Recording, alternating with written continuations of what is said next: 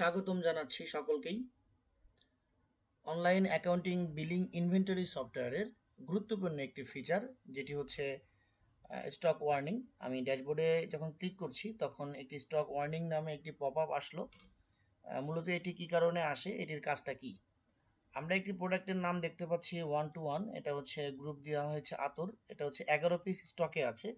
আহ, এখন 11 পিস স্টকে থাকা অবস্থায় আমাকে কিন্তু স্টক ওয়ার্নিং লিস্টে দেখাচ্ছে, বাট আমি চাচ্ছি যে 5 পিস থাকা অবস্থায় দেখাবে, 11 পিস থাকা অবস্থায় না। এই কাজটা আমরা কিভাবে করতে পারি যে আমার স্টকে 5 পিস থাকা অবস্থায় বা 3 পিস থাকা অবস্থায় আমাকে সে একটা অ্যালার্ট দিবে, স্টক ওয়ার্নিংয়ের লিস্টে আসবে। এটা কিভাবে আসবে? তা আমরা 1 to 1 প্রোডাক্ট থেকে প্রোডাক্ট লিস্টে আমরা গেলাম।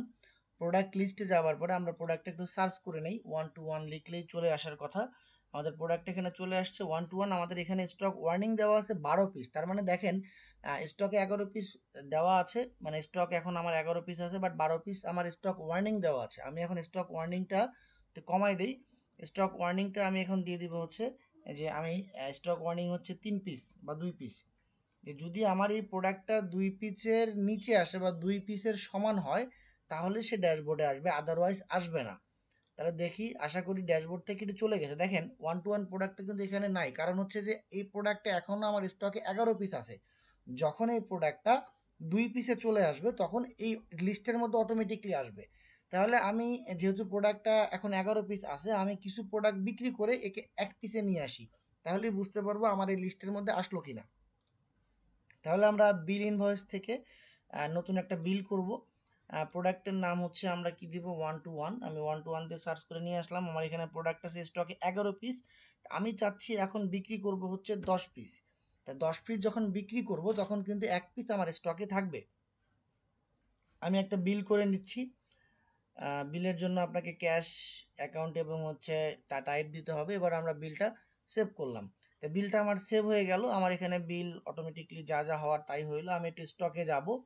এখান থেকে আমি এবার প্রোডাক্ট স্টকে যাচ্ছি।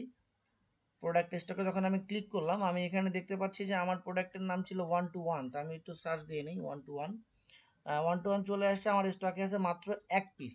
তাহলে এবার আমি ড্যাশবোর্ডে যাব, দেখব কি যে আমার ড্যাশবোর্ডে অবশ্যই স্টক ওয়ার্নিংয়ে চলে আসছে। দেখেন, এই যে ড্যাশবোর্ডের মধ্যে স্টক ওয়ার্নিংয়ে আতর 1 to 1 1 পিস স্টকে আছে।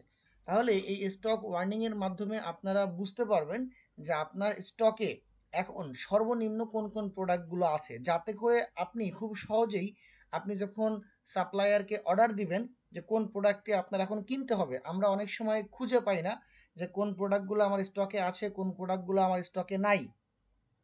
যখন আপনারা স্টক ওয়ার্নিং অপশনটি ব্যবহার করবেন, আপনারা খুব সহজেই আপনার স্টকের মধ্যে কোন প্রোডাক্টগুলো কমে গেছে, আপনি সেই প্রোডাক্টের লিস্ট ধরে আপনি কিন্তু আপনার সাপ্লায়ারকে অর্ডার করতে পারবেন।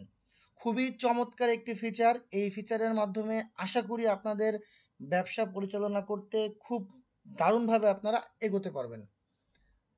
আশা করি সফটওয়্যারটির মাধ্যমে আপনাদের ব্যবসা প্রতিষ্ঠান সহজ এবং স্বচ্ছভাবে পরিচালনা করতে পারবেন।